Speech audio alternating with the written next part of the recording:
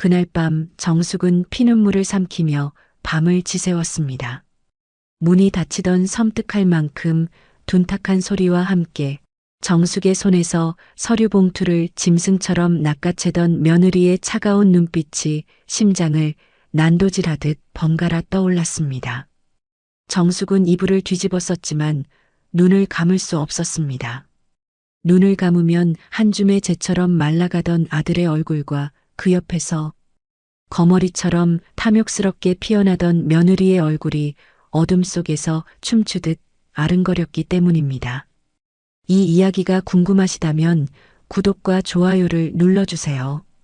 댓글로 함께 소통해 주시면 더 좋은 영상을 만드는데 큰 힘이 된답니다. 시간을 2달 전으로 되돌려 이야기를 처음부터 시작하도록 하겠습니다. 굽이진 골목길 끝에 있는 낡은 빌라, 그곳의 2층 집 베란다에 앉아 박정숙은 화분에 물을 주었습니다. 아침 햇살은 따스했고 창틀에 앉은 먼지를 닦아내는 정숙의 손길은 더없이 평화로워 보였습니다. 이 집에서 남편 먼저 하늘로 보내고 홀로 아들 현우를 키워낸 지난 세월은 고단했지만 녀석은 정숙의 속을 한 번도 썩이지 않고 훌륭하게 자라주었습니다. 좋은 대학을 나와 모두가 이름만 들으면 아는 대기업에 번듯하게 취직했을 때 정숙은 세상을 다 가진 것만 같았습니다. 아들 현우는 언제나 정숙에게 세상의 전부이자 유일한 자부심이었습니다. 이 작은 빌라에 아들의 웃음소리가 울려 퍼지는 것만으로도 정숙의 삶은 충분히 풍요로웠습니다. 거기다 복이 넘쳐 현명하고 싹싹한 며느리 지민까지 얻었으니 더 바랄 것이 없었습니다. 지민은 깍듯하고 상냥하여 동네 사람들이 모두 정숙을 부러워할 정도였습니다. 어머님, 현우 씨는 제가 잘 챙길게요. 아무 걱정 마세요. 라며 정숙의 손을 꼭 잡아주던 지민의 따뜻한 눈빛을 정숙은 아직도 생생하게 기억하고 있었습니다. 그 눈빛은 단순한 친절을 넘어 진심으로 정숙을 위하는 마음이 담겨 있는 듯 했습니다. 토끼 같은 손주까지 품에 안겨주었으니 이만하면 제 인생 참 잘 살아냈다고 정숙은 스스로 자부하곤 하였습니다. 화분에 물을 주고 베란다 창틀에 앉은 먼지를 닦아내며 시작하는 아침은 언제나 이처럼 평화로웠습니다. 정숙은 아들의 가정을 보며 뿌듯함을 느꼈고 손주가 재롱을 부리는 모습을 보며 노년의 행복을 만끽하였습니다. 하지만 그 평화에 보이지 않는 실금이 가기 시작한 것은 아마 2달 전부터였을 것입니다. 처음에는 그저 무던하게 넘겼던 아주 사소한 어긋남들이었습니다. 늘 주말이면 을에 찾아오던 아들 내외의 발길이 뜸해진 것이 그 시작이었습니다. 모처럼 아들의 얼굴이 보고 싶어 전화를 걸면 어찌된 일인지 아들이 아닌 며느리가 전화를 받는 일이 잦아졌습니다. 그날도 그랬습니다. 여보세요? 라며 전화를 받은 며느리의 목소리는 언제나처럼 밝고 상냥했지만 어딘지 모르게 정숙의 말을 가로막는 단단한 벽처럼 느껴지는 것은 그저 예민한 탓일까 하는 생각이 들었습니다. 어머니, 저 지민이에요. 현우 씨 지금 잠깐 자리에 없어서 제가 받았어요. 아, 그래. 그럼 우리 아들 들어오면 전화 좀 해달라고 전해주렴. 너희가 요즘 바쁜 모양이구나. 혹시라도 힘들면 언제든 엄마한테 얘기해.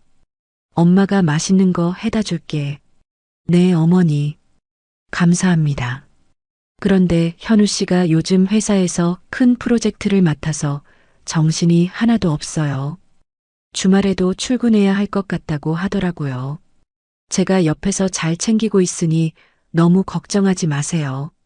걱정하지 말라는 그 말이 오히려 더 큰 걱정을 정숙의 마음속에 심어놓는 기분이었습니다.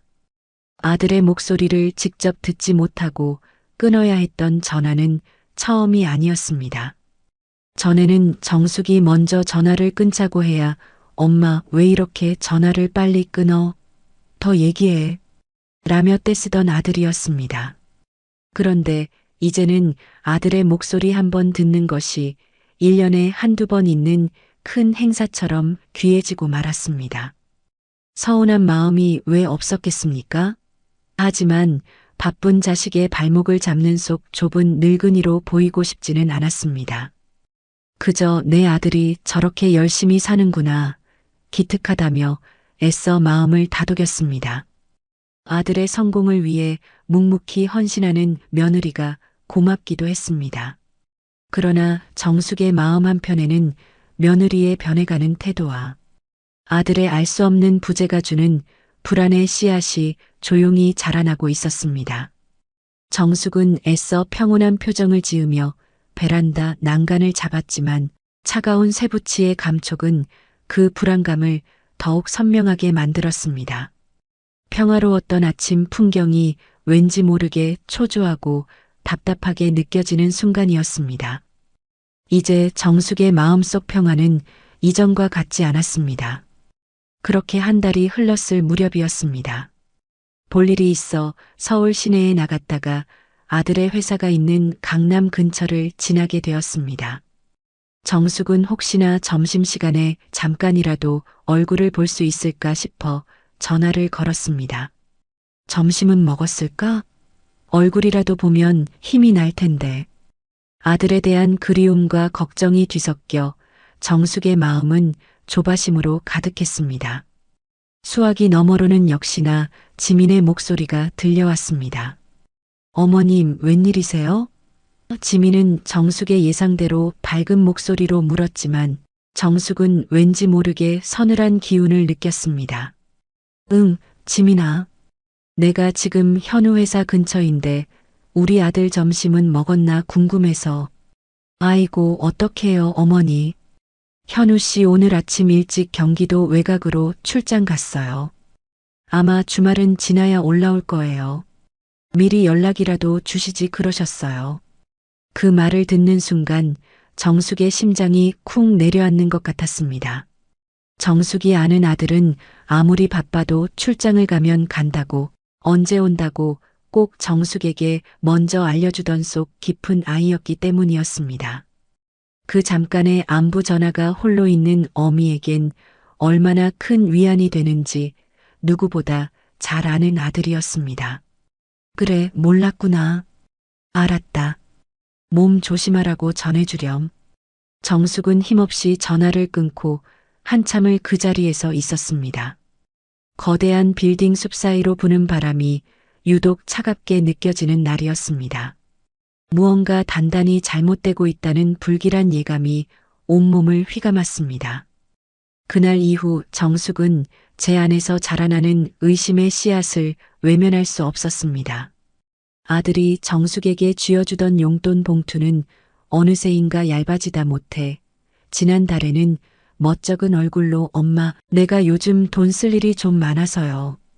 미안해요. 라며 꼬깃꼬깃한 지폐 몇 장을 겨우 손에 쥐어주었습니다. 아들의 월급이 얼마나 되는지 뻔히 아는데 그 많던 돈이 다 어디로 사라진단 말입니까? 그런데 이상한 일은 그뿐만이 아니었습니다. 아들은 돈이 없어 쩔쩔맨다는데 며느리 지민의 손에는 못 보던 명품 가방이 들려 있었습니다. 반찬을 싸들고 아들 집에 들렀더니 지민이 현관문을 열어주는데 온몸에서 값비싼 향수 냄새가 진동을 했습니다. 그 향기는 너무나 진하여 오히려 불쾌할 정도였습니다. 지민아, 좋은 향기가 나는구나. 라고 정숙이 말하자 지민은 해맑게 웃으며 아, 이거요. 현우 씨가 선물해셨어요. 라고 대답했습니다. 그렇게 웃는 지민의 얼굴은 해맑았지만 정숙은 그 미소 뒤에 숨겨진 서늘한 무언가를 똑똑히 보았습니다.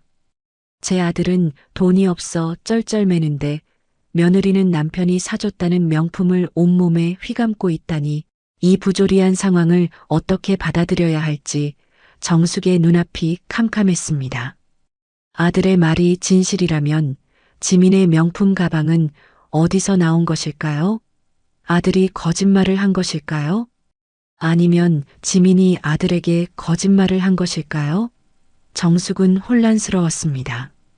가슴속에서 끓어오르는 불길한 예감은 이제 단순한 의심을 넘어 정숙의 온몸을 옥죄는 거대한 불안으로 변해 있었습니다. 정숙은 더 이상 참을 수가 없었습니다. 이대로 있다가는 정말 큰일이 날 것만 같았습니다. 무슨 일이 벌어지고 있는지 정숙의 눈으로 직접 확인해야만 했습니다. 이 불안을 끝내기 위해서라도 진실을 알아내야만 했습니다. 정숙은 결심했습니다. 아들을 위한 일이라면 어떤 위험이라도 감수해야 한다고 말입니다. 아들을 지키기 위해 정숙의 평화로운 일상이 깨져버리는 순간이었습니다. 일요일 아침 정숙은 평소보다 더 정성껏 아들이 좋아하는 소갈비찜과 잡채를 만들었습니다.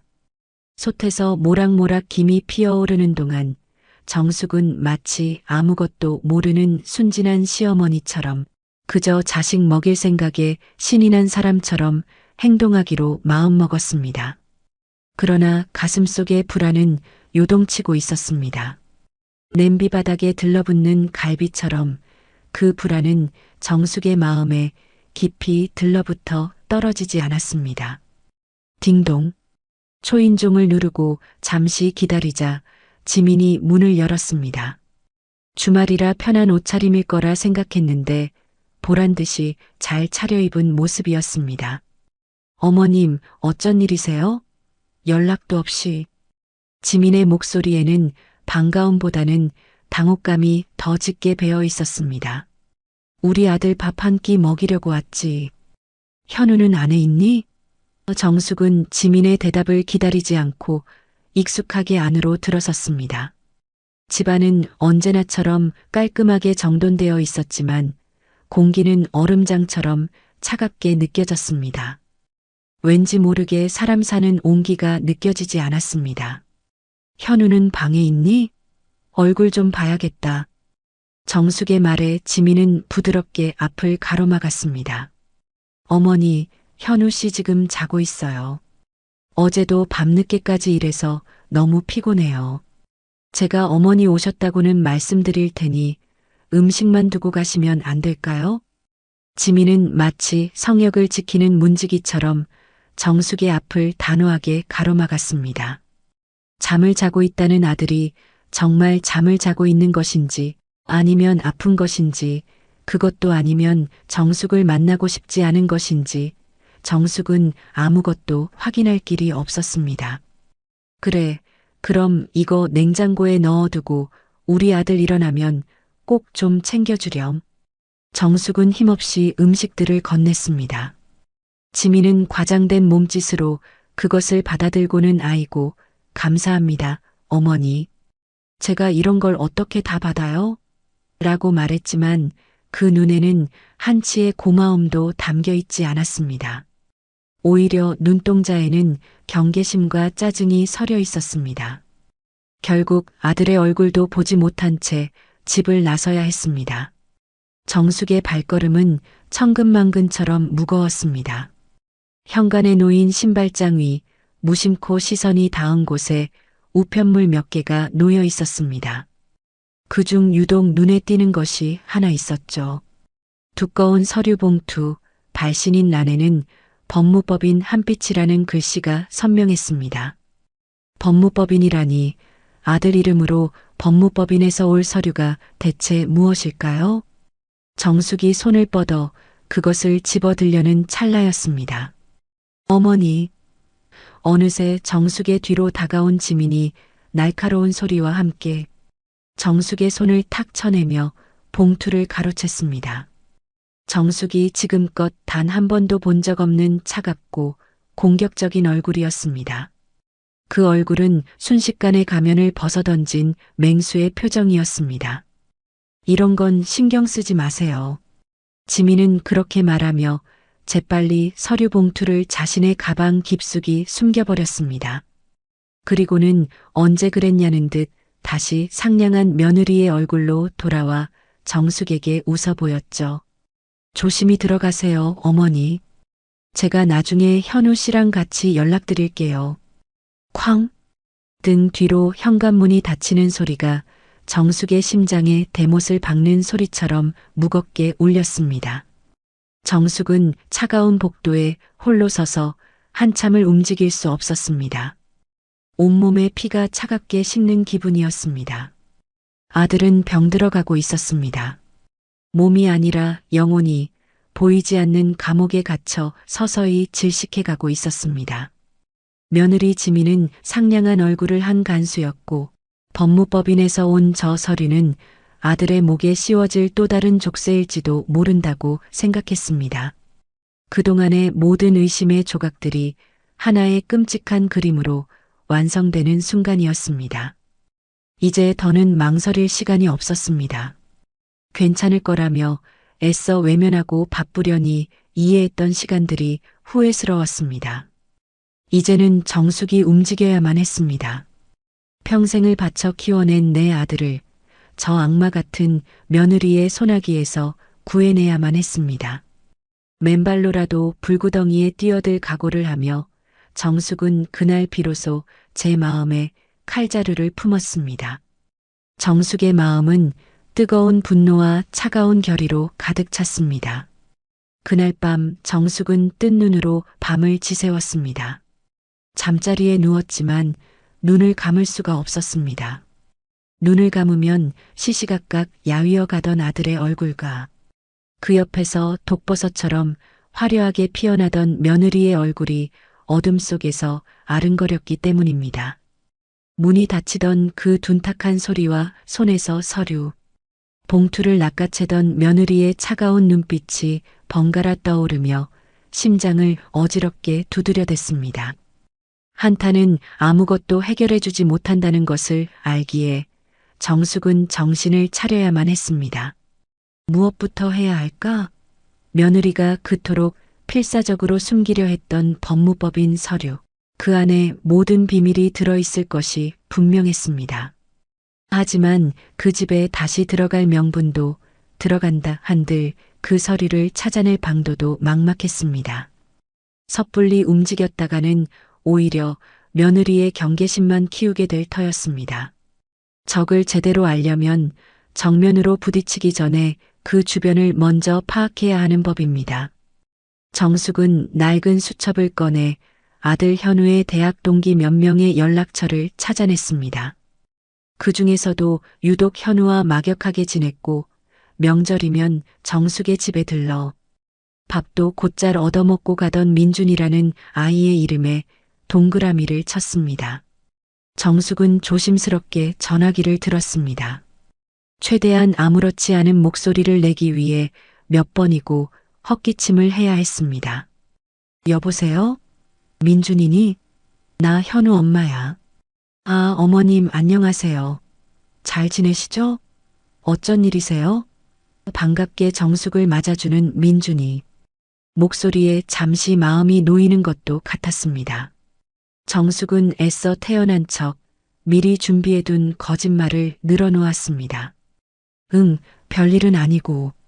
집 정리하다가 너희들 대학교 때 찍은 사진을 봤지 뭐야? 다들 참 풋풋하고 예쁘더라. 갑자기 생각나서 전화했지. 민준이는 잘 지내고? 그럼요, 어머님. 저는 그냥 회사 잘 다니고 있습니다. 현우 녀석은 더 잘 나가죠. 걔는 워낙 능력 있으니까요. 민준의 말에 정숙은 아들의 안부가 궁금해 조심스럽게 물었습니다. 우리 현우는 그래, 잘 지내지? 워낙 바빠서 얼굴 보기도 힘들다, 요새는. 정숙의 말에 민준의 목소리가 잠시 머뭇거리는 것이 수화기 너머로도 느껴졌습니다. 하긴 저도 현우랑 연락 안 된 지 꽤 됐어요. 어머님. 얼마 전에 동기 모임이 있어서 연락했는데 전화를 안 받더라고요. 나중에 재수 씨, 아니 지민 씨한테 문자가 왔는데 현우가 너무 바빠서 참석 못한다고요. 그 뒤로도 몇 번 전화했는데 현우는 한 번을 안 받고 꼭 지민 씨가 대신 연락을 주더라고요. 부부 사이가 엄청 좋은가 봐요. 남편 스케줄까지 다 챙겨주고. 민주는 부럽다는 듯 말했지만 그 말은 정숙의 가슴에 박힌 의심의 못을 더욱 깊이 박는 망치가 되었습니다. 정숙에게만 그런 것이 아니었습니다. 아들의 가장 친한 친구들까지 지민은 교묘한 방식으로 아들을 세상과 단절시키고 있었던 겁니다. 바쁘다는 말 한마디로 거대한 벽을 쌓아 올리고 그 안에서 아들을 독차지한 채 자기 멋대로 조종하고 있었던 것이 분명했습니다.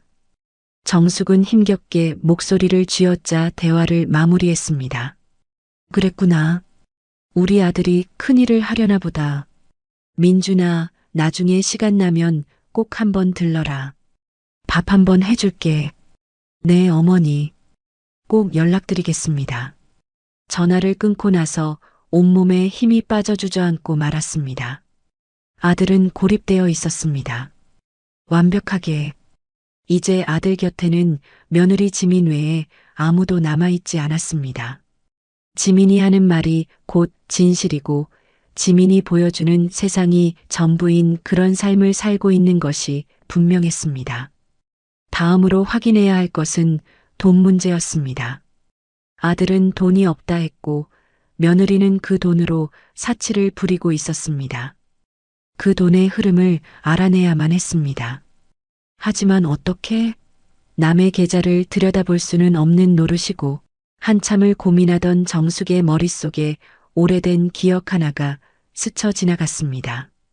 아주 오래전 현우가 대학을 갓 졸업하고 첫 월급을 탔을 때 만들었던 적금 통장이었습니다. 엄마, 이건 우리 비상금 통장이야. 나중에 엄마 아프거나 집에 큰일 생기면 여기서 빼쓰는 거야. 엄마가 도장 가지고 있어. 라며 정숙의 손에 맡겼던 통장이었습니다. 그 뒤로 이사하면서 어디에 두었는지 까맣게 잊고 있었는데 분명 집 어딘가에 있을 터였습니다. 정숙은 온 집안을 다 뒤지기 시작했습니다. 장롱 깊숙한 곳에 괴짝부터 10년도 더 된 앨범 사이사이까지 먼지를 뒤집어 쓰고 하루 온종일을 헤맨 끝에 마침내 안방 서랍장. 가장 아래 칸, 낡은 손수건에 곱게 쌓인 통장과 도장을 찾아낼 수 있었습니다. 통장을 펼쳐보니 마지막으로 거래한 날짜가 무려 7년 전에 멈춰 있었습니다. 하지만 분명 그 안에는 현우가 매달 꼬박꼬박 부었던 돈과 정숙이 살림하며 아껴 모은 쌈짓돈까지 더해져 꽤 큰 금액이 들어있을 터였습니다. 정숙의 가슴은 희망으로 부풀어 올랐습니다.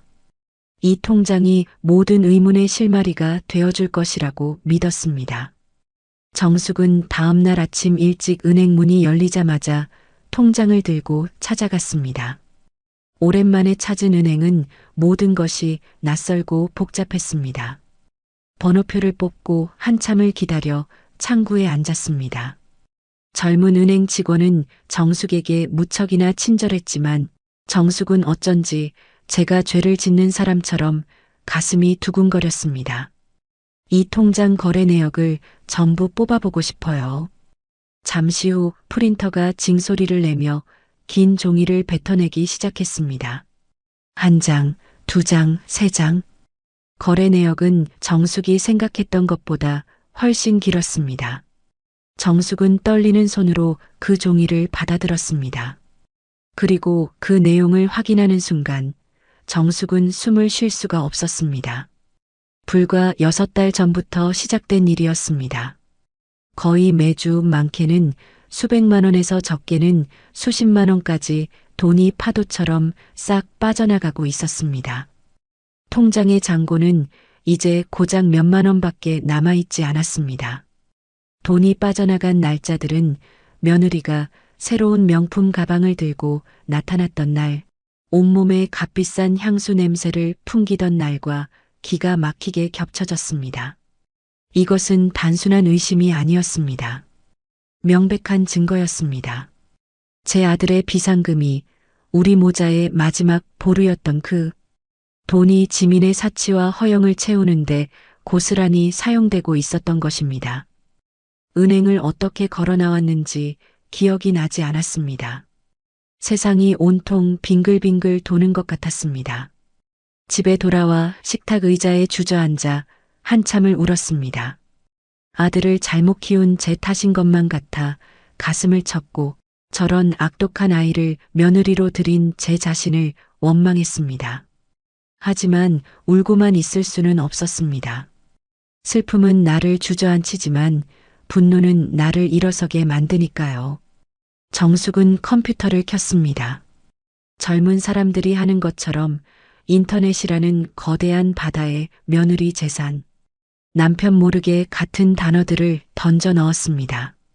수많은 글들이 쏟아져 나왔고 그 속에서 정숙은 제 아들이 겪고 있는 일과 놀랍도록 닮아 있는 하나의 단어를 발견했습니다.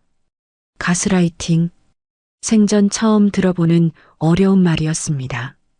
상황을 교묘하게 조작해 상대방이 자기 자신을 의심하게 만들어 현실감과 판단력을 잃게 만드는 심리적 지배의 한 종류. 글을 읽어 내려갈수록 정숙의 손이 부들부들 떨렸습니다. 피해자의 자존감을 계속해서 깎아내린다. 당신은 나 없으면 아무것도 못하잖아. 지민이 현우에게 던졌던 말이 떠올랐습니다. 외부와의 접촉을 차단하여 고립시킨다. 정숙의 전화, 친구의 전화를 가로막던 지민의 행동이 설명되었습니다. 자신을 피해자의 유일한 보호자이자 구원자인 것처럼 행세한다. 제가 옆에서 잘 챙기고 있으니 걱정 마세요. 라며 정숙을 안심시키려던 그 가식적인 친절의 의미를 이제야 알 것 같았습니다. 제 아들은 지배당하고 있었던 것입니다. 눈에 보이는 멍이나 상처는 없었지만 그보다 더 깊숙한 곳, 영혼의 깊은 병이 들고 있었던 것이었습니다. 지민은 제 아들의 돈뿐만 아니라 자존감과 판단력 그리고 자기 자신마저 통째로 삼켜버리고 있었던 것입니다. 이제는 더 이상 물러설 곳이 없었습니다. 이 끔찍한 연극을 끝내기 위해서는 아들을 직접 만나야만 했습니다. 지민이라는 필터를 거치지 않은 아들의 맨 얼굴을 마주하고 직접 그의 목소리를 들어야만 했습니다. 지민이 없는 곳, 두 사람의 집이 아닌 다른 곳에서 말입니다. 정숙은 아들의 퇴근 시간을 확인하기 위해 예전에 현우가 주었던 회사 달력을 꺼냈습니다. 달력 한편에는 회사 로고와 함께 주소가 적혀 있었죠. 정숙은 그 주소를 메모지에 적어 가방에 넣었습니다. 다음 날 정숙은 아침부터 집을 나서 무작정 아들의 회사 앞으로 향했습니다. 거대한 유리 빌딩 앞에서 정숙은 점심시간이 되기를 그리고 퇴근 시간이 되기를 하염없이 기다렸습니다. 수많은 사람들이 빌딩을 드나들었지만 그 속에 제 아들의 모습은 보이지 않았습니다. 어쩌면 오늘도 지민이 말했던 것처럼 지방 출장을 갔을지도 모른다고 생각했습니다. 아니면 정숙이 모르는 다른 문으로 다니는 것일지도 모른다고 생각했습니다. 하루를 꼬박 길 위에서 보냈습니다. 다리가 아프고 허리가 끊어질 것 같았지만 포기할 수 없었습니다. 그리고 다음 날도 정숙은 같은 자리로 출근 도장을 찍었습니다. 그리고 마침내 이틀째 되던 날 저녁이었습니다. 빌딩의 회전문을 통과해 나오는 익숙한 실루엣을 발견한 것은요. 수많은 인파 속에 섞여 있었지만 정숙의 눈에는 단번에 그 아이가 들어왔습니다.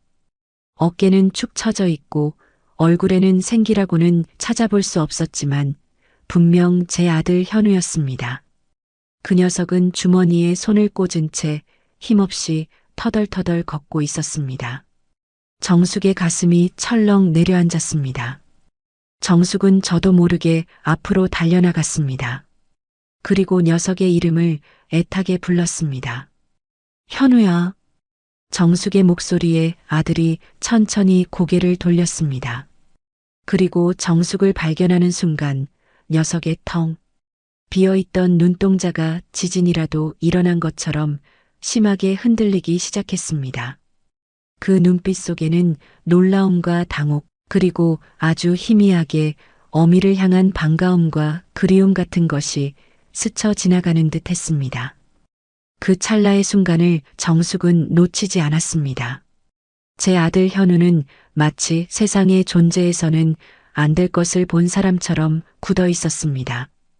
그 녀석의 흔들리는 눈동자를 보니 그동안 지민이 제 아들에게 정숙에 대해 얼마나 나쁘게 이야기했을지 짐작이 가고도 남았습니다.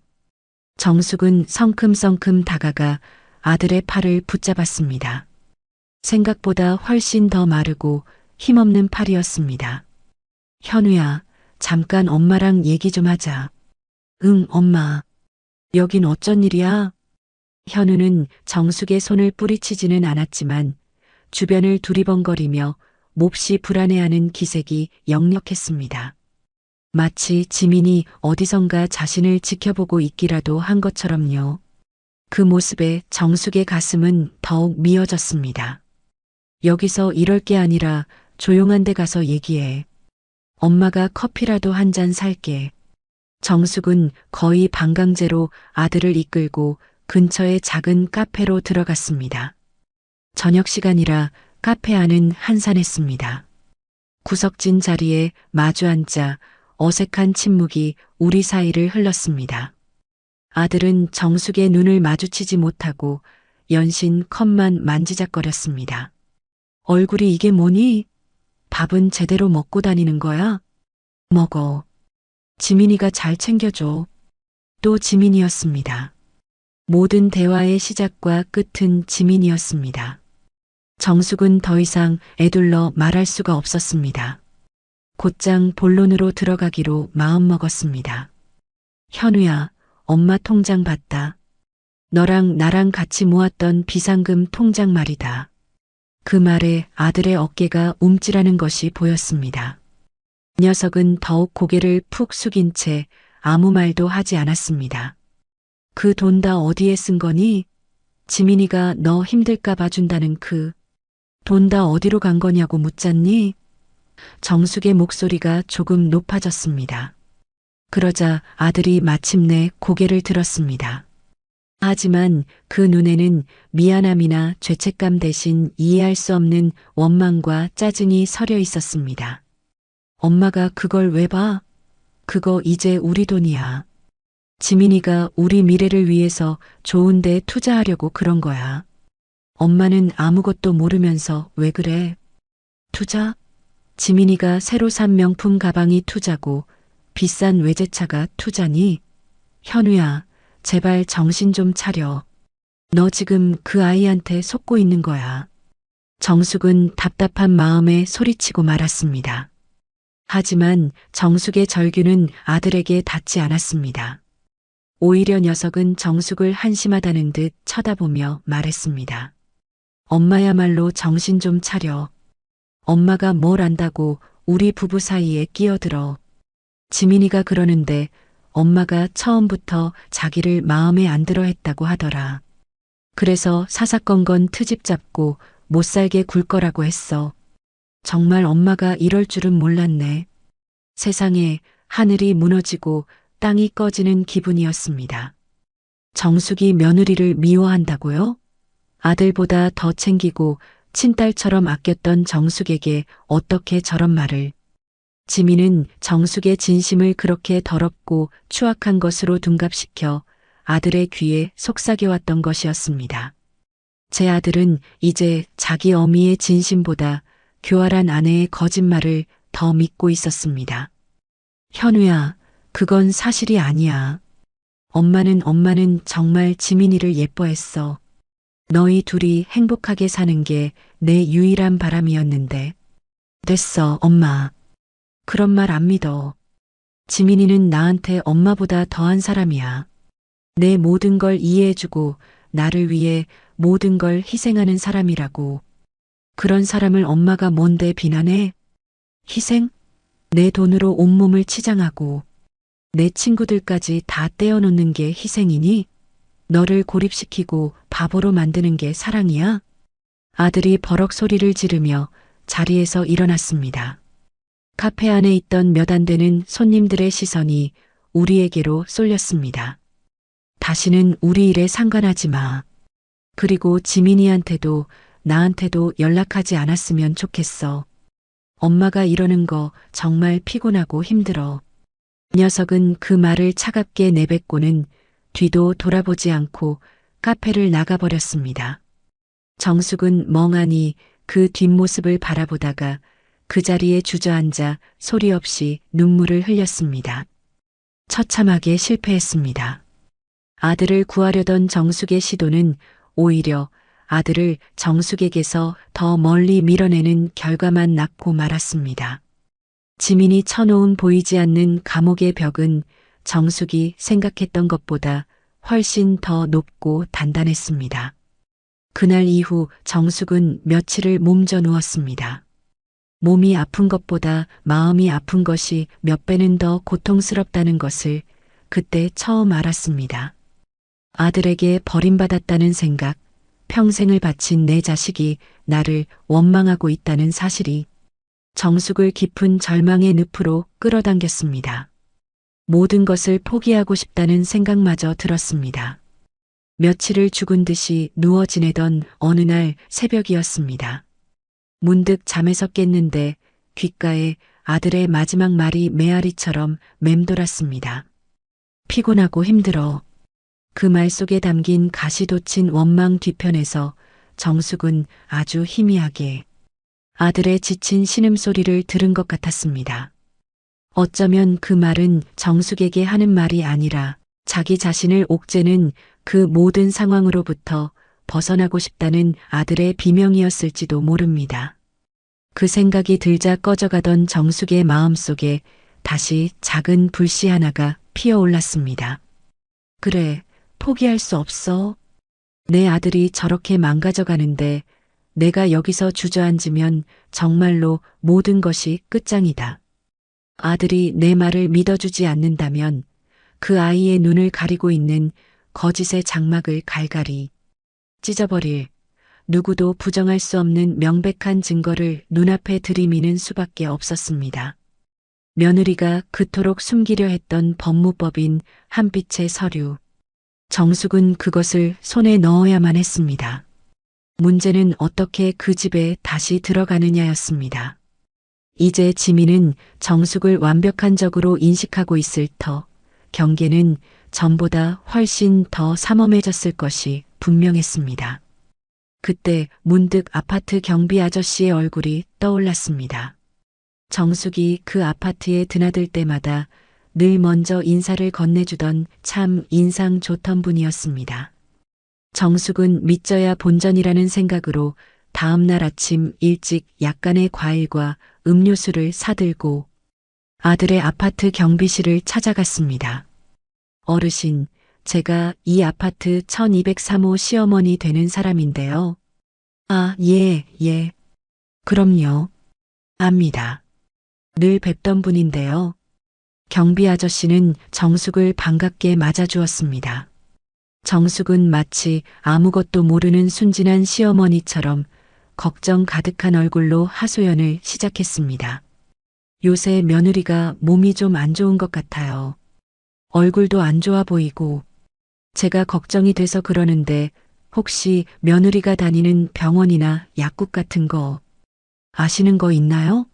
아니면 자주 가는 곳이라도. 정숙의 절박한 표정에 경비 아저씨는 잠시 고민하더니 조심스럽게 입을 열었습니다. 글쎄요. 병원은 잘 모르겠고 1203호 그 젊은 세대분 매주 수요일 오전만 되면 꼭 어디를 나가시더라고요. 운동복 차림인 걸 보니 어디 운동하러 다니시는 것 같던데요. 수요일 오전 정숙의 심장이 다시 뛰기 시작했습니다. 바로 그날이었습니다. 정숙은 경비 아저씨에게 몇 번이고 고맙다고 인사를 하고 경비실을 나섰습니다. 이제 남은 것은 그 집에 들어갈 열쇠였습니다. 한참을 고민하던 정숙의 머릿속에 먼지 쌓인 기억 하나가 떠올랐습니다. 아들 내외가 이 집으로 처음 이사 왔을 때 지민이 비상용이라며 현관문 열쇠 하나를 맡겼던 기억이 어렴풋이 났습니다. 그 뒤로 한 번도 쓸 일이 없어 두었는지조차 까맣게 잊고 있었죠. 정숙은 집에 돌아오자마자 다시 온 집안을 뒤지기 시작했습니다. 이번 목표는 명확했습니다. 작은 열쇠 하나. 이틀을 꼬박 헤맨 끝에 정숙은 마침내 장롱 깊숙한 곳, 낡은 보석함 바닥에 깔린 벨벳 천 아래에서 차갑고 단단한 금속의 감촉을 느낄 수 있었습니다. 바로 그 열쇠였습니다. 어둠 속에서 한 줄기 빛을 발견한 기분이었습니다. 그리고 마침내 약속의 수요일 아침이 밝았습니다. 정숙은 열쇠를 주머니 깊숙이 넣고 아들의 아파트로 향했습니다. 심장이 금방이라도 터져 나올 것처럼 미친 듯이 뛰었지만 정숙은 애써 침착함을 유지했습니다. 아파트 주차장 구석에 몸을 숨기고 기다리자 얼마 지나지 않아 지민이 현관을 나서는 모습이 보였습니다. 몸에 딱 붙는 운동복에 선글라스까지 쓴 완벽하게 다른 사람의 모습이었습니다. 그녀가 주차장을 완전히 빠져나가는 것을 확인한 뒤 정숙은 조심스럽게 아파트 안으로 들어갔습니다. 12층 복도에 서자 숨막히는 긴장감이 온몸을 덮쳤습니다. 정숙은 떨리는 손으로 주머니에서 열쇠를 꺼내 문에 꽂았습니다. 찰칵! 작은 소리와 함께 문이 열리는 순간 정숙은 사자의 굴에 들어서는 사냥꾼의 심정이었습니다. 집안은 쥐 죽은 듯이 고요했습니다. 정숙은 신발을 벗고 조심스럽게 안으로 들어섰습니다. 어디부터 찾아야 할까? 지민이 그토록 민감하게 반응했던 서류라면 분명 아무데나 두지는 않았을 터. 정숙은 곧장 부부의 침실로 향했습니다. 방 안은 온통 지민의 취향으로 가득 차 있었습니다. 화려한 화장대, 벽면을 가득 채운 명품 가방들. 정숙은 그 가방들을 하나하나 다 꺼내보고 화장대 서랍을 샅샅이 뒤졌습니다. 하지만 서류는 보이지 않았습니다. 시간은 흐르고 초조함은 극에 달했습니다. 지민이 언제 돌아올지 모르는 상황이었죠. 그때 정숙의 눈에 옷장 한 구석에 놓인 작은 금고가 들어왔습니다. 분명 저 안에 있을 것이다. 하지만 금고는 굳게 잠겨 있었습니다. 정숙은 포기하지 않고 금고 주변을 살폈습니다. 보통 사람들은 비밀번호를 잊어버릴까봐 근처에 적어두는 경우가 많으니까요. 한참을 헤맨 끝에 정숙은 금고 바로 위 선반에 놓인 앨범 속에서 작은 메모지 하나를 발견했습니다.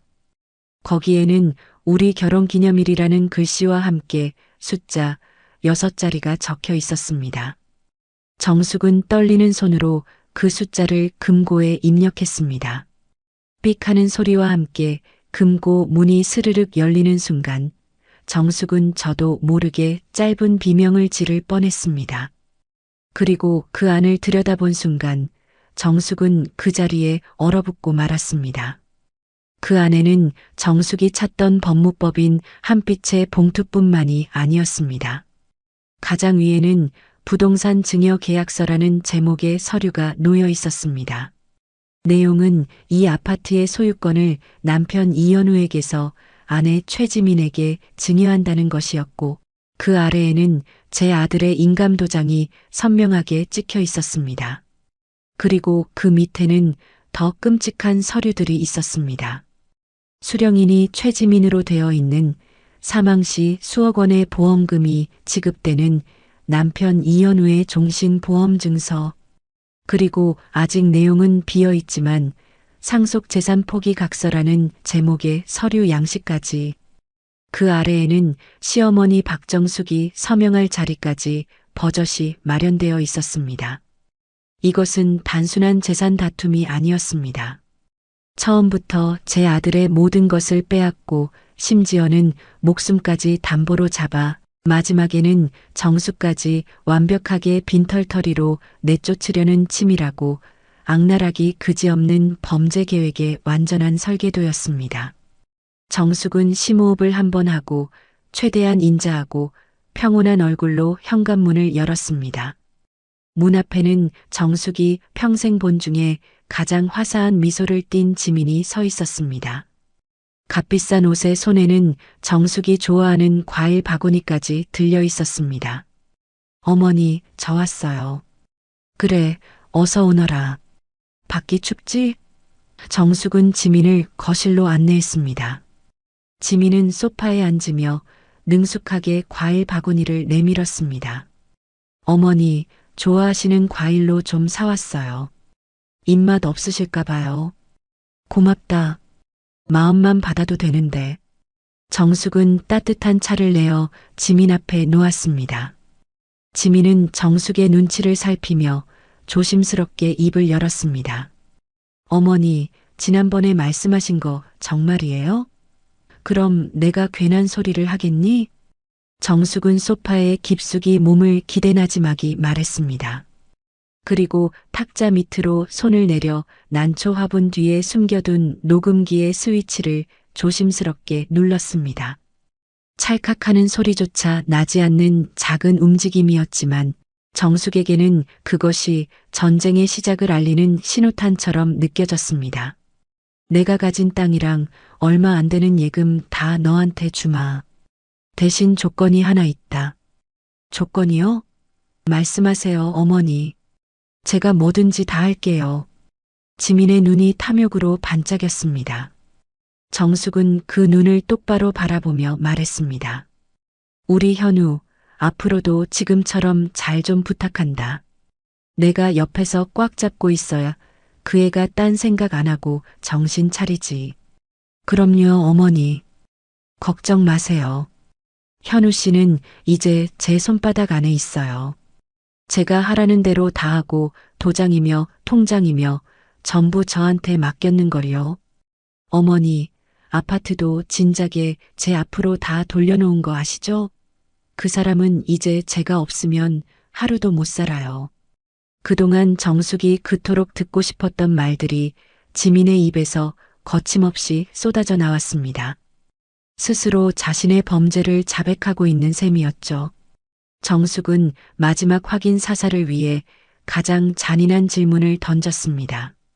그래도 현우가 내 곁에 있어야지, 건강하게. 정숙의 말에 지민이 피식하고 웃었습니다. 그 웃음은 너무나 차갑고 잔인해서 온몸에 소름이 돋을 정도였습니다. 어머니도 참 순진하시네. 솔직히 말해서요. 이제 와서는 몸만 성가신 그 사람보다 그 사람 앞으로 들어오는 돈이 저한테는 훨씬 더 중요해요. 얼마 전에 들어놓은 보험금도 아주 두둑해서요.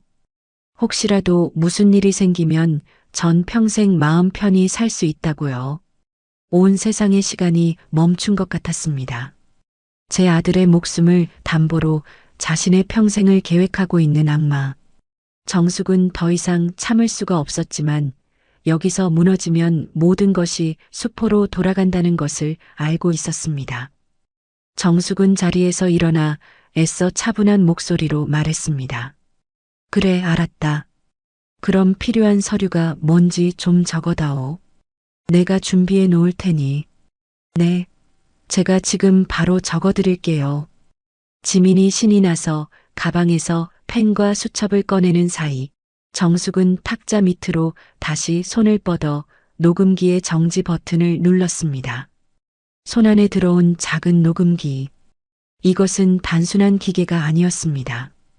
그것은 제 아들을 구할 유일한 무기이자 저 악마를 심판대에 세울 정의의 망치였습니다. 지민은 정숙 앞에서 열심히 서류 목록을 적고 있었습니다. 자신의 탐욕이 완벽한 증거가 되어 기록된 줄은 꿈에도 모른 채 말입니다. 정숙은 그 모습을 조용히, 아주 조용히 지켜보았습니다. 길고 길었던 사냥이 마침내 끝나는 순간이었습니다. 지민이 필요한 서류 목록을 적어 내려가는 동안 정숙 앞에 놓인 찻잔에서는 김이 모락모락 피어오르고 있었습니다. 하지만 정숙은 그 어떤 온기도 느낄 수 없었습니다. 온몸에 피가 차갑게 식어 발끝부터 얼어붙는 기분이었습니다. 지민은 정숙의 속을 아는지 모르는지 거의 콧노래까지 흥얼거릴 기세였습니다. 펜을 쥔 그 손으로 제 아들의 인생을, 우리 가족의 역사를 어떻게 난도질할 계획을 세웠을지 생각하니 치가 떨렸습니다. 하지만 정숙은 티를 내지 않았습니다. 지금 정숙의 얼굴은 그저 모든 것을 체념한 늙고 병든 시어머니의 얼굴이어야만 했으니까요. 어머니, 이 정도만 준비해 주시면 나머지는 제가 알아서 다 할게요. 어머니는 도장만 챙겨서 약속한 날에 법무사 사무실로 나오시기만 하면 돼요. 괜히 머리 아프게 신경 쓰실 필요 없어요. 마치 큰 선심이라도 쓰는 듯한 그 말투에 구역질이 치밀었지만 정숙은 그저 힘없이 고개만 끄덕였습니다. 제 주머니 속에서 작은 녹음기가 묵직한 존재감을 드러내고 있었습니다. 이제 그만 이 지옥 같은 연극을 끝내고 싶었습니다. 지민이 어서 이 집에서 나가주기만을 바랐습니다. 그래, 알았다. 이제 그만 가보거라. 나도 좀 피곤하구나. 네, 어머니. 그럼 푹 쉬세요. 제가 조만간 다시 연락드릴게요. 지민은 자리에서 일어나 가방을 챙겨 들었습니다. 그토록 바라던 순간이었는데 어쩐지 심장이 불길하게 요동치기 시작했습니다. 그 녀석은 현관으로 향하다가 문득 무엇인가 생각난 듯 걸음을 멈추고 다시 거실로 고개를 돌렸습니다. 그리고는 거실 탁자 위에 놓인 난초 화분을 향해 걸어왔습니다. 정숙의 심장이 쿵하고 바닥으로 떨어지는 것 같았습니다. 어머니, 이 난초는 물을 너무 자주 주면 뿌리가 썩어요. 제가 좀 봐드릴게요. 지민은 상냥한 며느리 노릇을 마지막까지 완벽하게 해내고 싶었던 모양입니다. 그녀는 난초 잎을 매만지며 화분을 살짝 들어 옮기기 시작했습니다. 바로 그 화분 뒤에 정숙이 숨겨둔 녹음기가 있었습니다. 안 돼, 제발. 속으로 수천 번을 외쳤지만 정숙의 몸은 의자 위에 얼어붙은 듯 꼼짝도 하지 않았습니다. 지민이 화분을 옮기는 순간 그 뒤에 있던 작고 검은 물체가 대구르르 굴러 탁자 위로 떨어졌습니다. 시간마저 멈춘 듯한 정적. 지민의 시선이 그리고 정숙의 시선이 그 작은 녹음기에 동시에 꽂혔습니다. 지민의 얼굴에서 빠르게 핏기가 가시는 것이 보였습니다. 그녀의 눈이 가늘어지며 정숙을 향했습니다. 그 눈빛은 더 이상 상냥한 며느리의 것이 아니었습니다. 먹이를 빼앗긴 굶주린 맹수의 눈빛이었습니다. 어머니, 이게 뭐예요? 목소리는 놀랍도록 차분했지만 그 안에는 폭풍 전야와 같은 살기가 서려 있었습니다. 정숙은 더 이상 연기할 필요가 없음을 깨달았습니다. 정숙 역시 제 얼굴에서 힘없고 나약한 늙은이의 가면을 벗어던졌습니다. 정숙의 안에 모든 분노와 증오를 끌어모아 정숙은 지민의 눈을 똑바로 마주 보았습니다. 보면 모르겠느냐? 내가 한 짓을 세상에 알릴 증거다. 이 악마 같은 것. 정숙의 말이 끝나자마자 지민이 괴성을 지르며 정숙에게 달려들었습니다. 그녀의 목표는 오직 하나, 정숙의 손안에 들어온 녹음기였죠. 정숙은 본능적으로 녹음기를 움켜쥐고 뒤로 물러섰습니다. 지민은 정숙의 팔을 붙잡고 녹음기를 빼앗으려 했고 그 바람에 우리는 거실 한복판에서 뒤엉켜버렸습니다. 찻잔이 바닥으로 떨어지며 날카로운 파열음을 냈고 탁자가 넘어지며 집안은 순식간에 아수라장이 되었습니다. 지민의 힘은 생각보다 훨씬 더 강했습니다. 돈에 대한 탐욕과 발각되었다는 공포가 그녀를 괴물로 만든 모양이었습니다. 그녀의 손톱이 정숙의 팔뚝을 핥히고 지나가며 따끔한 통증이 느껴졌습니다. 이거 놓고 말해. 이 늙은 여우 같은 게 감히 나를 속여. 지민은 이성을 잃고 정숙의 머리채를 잡아 흔들었습니다. 정숙은 비명을 지르며 버텼습니다. 이 녹음기를 빼앗기면 모든 것이 끝장이었습니다. 제 아들은 영원히 저 지옥 속에서 살아야만 했습니다. 그 생각에 어디서 그런 힘이 났는지 정숙은 지민의 몸을 힘껏 밀쳐냈습니다. 지민은 균형을 잃고 뒤로 넘어지며 장식장에 머리를 부딪혔습니다. 아주 잠깐의 시간이었습니다. 정숙은 그 틈을 놓치지 않았습니다. 정숙은 넘어진 지민을 돌아볼 틈도 없이 현관을 향해 뛰었습니다. 주머니 속에서 복사해둔 서류 뭉치와 녹음기를 다시 한번 확인하고 문고리를 잡았습니다. 신발을 신을 시간조차 없었습니다. 정숙은 신발장에 놓인 제 낡은 구두를 그대로 내버려 둔 채 맨발로 현관문을 열어젖혔습니다. 거기 안 서.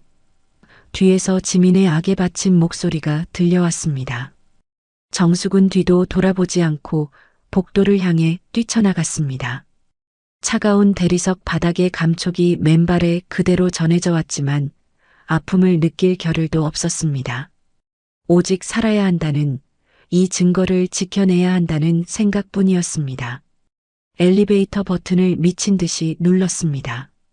12층에 멈춰 있던 엘리베이터의 문이 열리기까지의 그 몇 초가 정숙의 인생에서 가장 길고도 끔찍한 시간이었습니다. 등 뒤로 지민이 쫓아오는 발소리가 점점 더 가까워지고 있었거든요.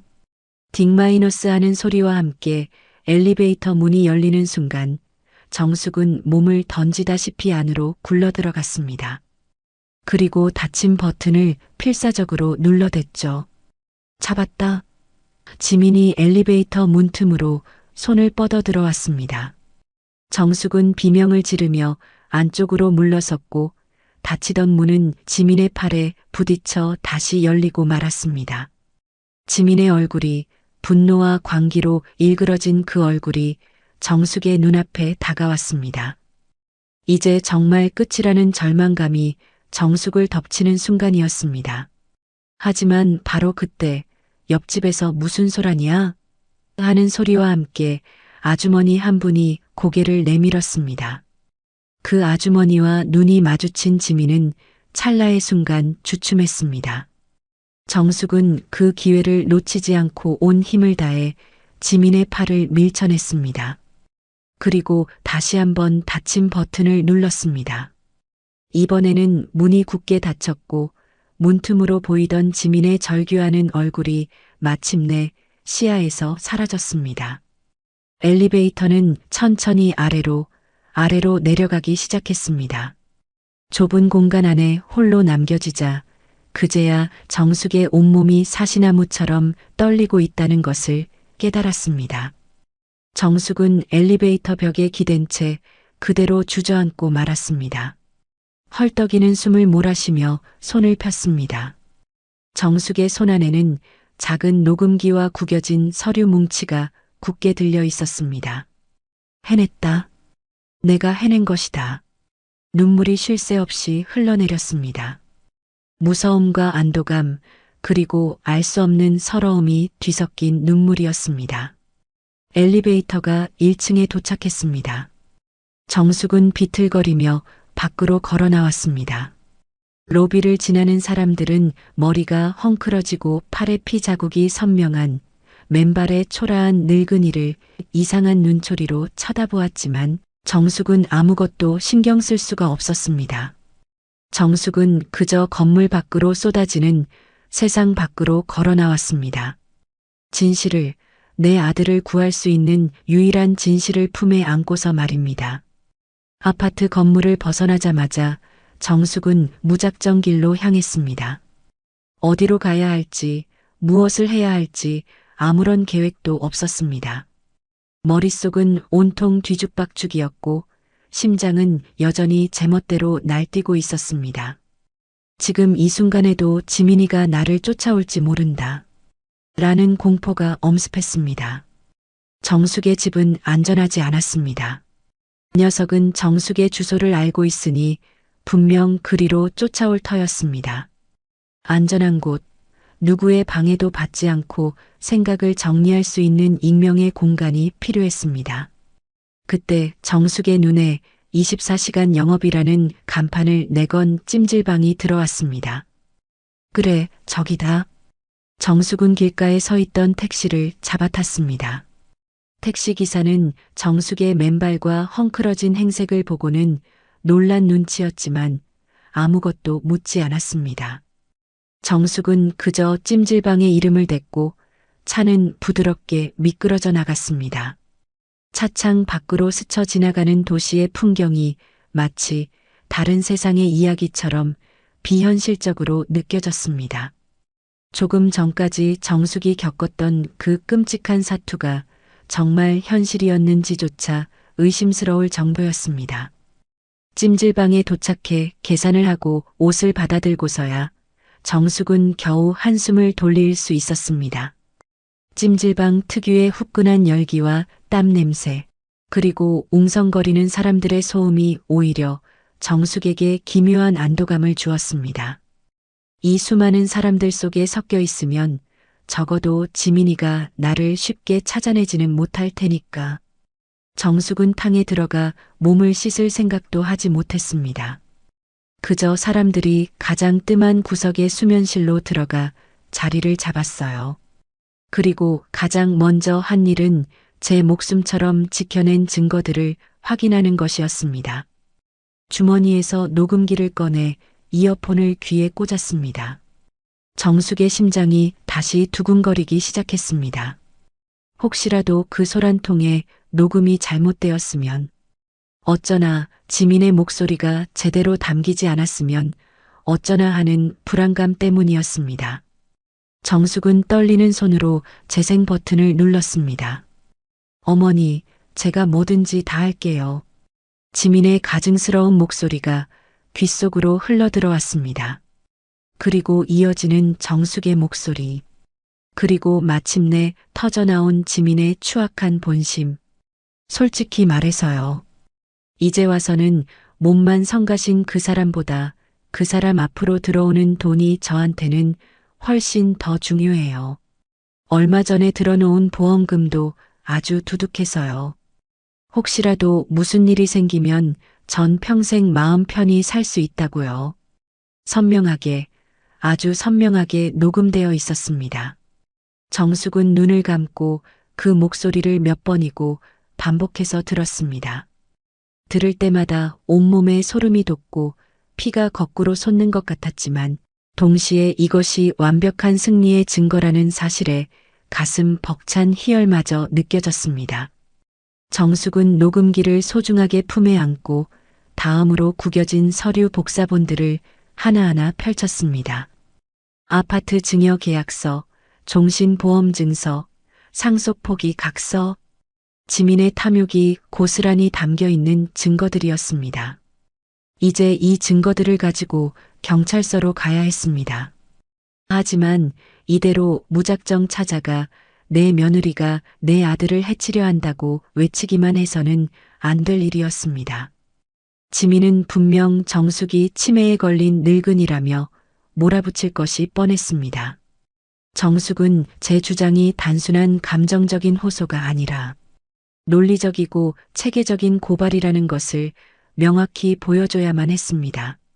정숙은 찜질방 매점에서 작은 수첩과 볼펜 한 자루를 샀습니다.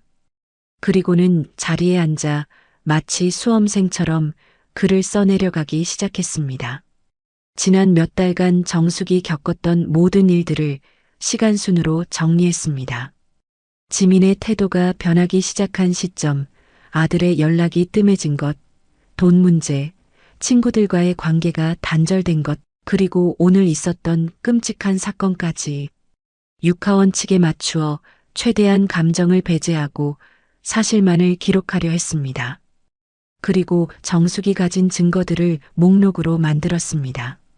아들 현우와 공동 명의였던 비상금 통장의 거래 내역서, 아파트 증여 계약서 사본, 종신보험증서 사본, 상속포기각서 양식 사본, 최지민의 음모 자백이 담긴 음성 녹음 파일, 그리고 참고인 진술은 아들의 친구 민준과 아파트 경비원. 이렇게 목록을 정리하고 나니 정숙의 손에 들린 무기가 얼마나 강력한 것인지 새삼 실감이 났습니다. 하지만 동시에 혼자서 이 모든 것을 감당할 수 있을까 하는 두려움이 다시 고개를 들었습니다. 경찰서라는 곳은 평생 한 번도 가본 적 없는 낯선 곳이었고, 법이라는 것은 정숙 같은 늙은이에게는 너무나 높고 어려운 벽처럼 느껴졌습니다. 그때 정숙의 머릿속에 한 사람의 얼굴이 떠올랐습니다. 아들의 친구 민준. 정숙을 진심으로 걱정해 주었던 그 아이라면 정숙의 편이 되어줄지도 모른다는 희망이 생겼습니다. 정숙은 공중전화로 달려가 수첩에 적어온 민준의 번호를 눌렀습니다. 몇 번의 신호음 끝에 민준이 전화를 받았습니다. 여보세요? 민준아, 나다. 현우 엄마. 정숙의 목소리가 심하게 떨리고 있다는 것을 정숙 스스로도 느낄 수 있었습니다. 어머님 괜찮으세요? 현우한테 연락 왔었어요. 어머님이 집을 나가셨다고. 혹시 무슨 일 있으신 거예요? 역시 지민이 벌써 손을 써둔 모양이었습니다. 정숙을 집 나간 치매 노인으로 만들어 정숙의 말의 신빙성을 떨어뜨리려는 수작이 분명했습니다. 민준아, 엄마 얘기 좀 들어줄 수 있겠니? 길게 얘기할 수는 없고 내가 지금 아주 힘든 상황에 처해 있다. 우리 현우가 아주 위험해. 정숙은 울음을 참으며 더듬더듬 상황을 설명했습니다. 지민의 악행과 정숙이 증거를 가지고 있다는 사실, 그리고 지금 정숙이 찜질방에 숨어 있다는 것까지. 정숙의 이야기가 길어질수록 수학이 넘어 민준의 숨소리가 점점 더 거칠어지는 것이 느껴졌습니다. 어머님, 세상에. 그게 다 정말이에요? 말도 안 돼. 그 재수 씨가 그럴 사람이 아닌데. 나도 믿고 싶지 않다. 하지만 내가 가진 증거는 모두 사실이야. 민준아, 나 좀 도와주렴. 내가 지금 너무 무섭고 혼자서는 경찰서에 갈 용기가 나지 않아. 너만이라도 내 말을 믿고 내 옆에 있어주면 안 되겠니? 정숙의 간절한 부탁에 민주는 잠시 말이 없었습니다.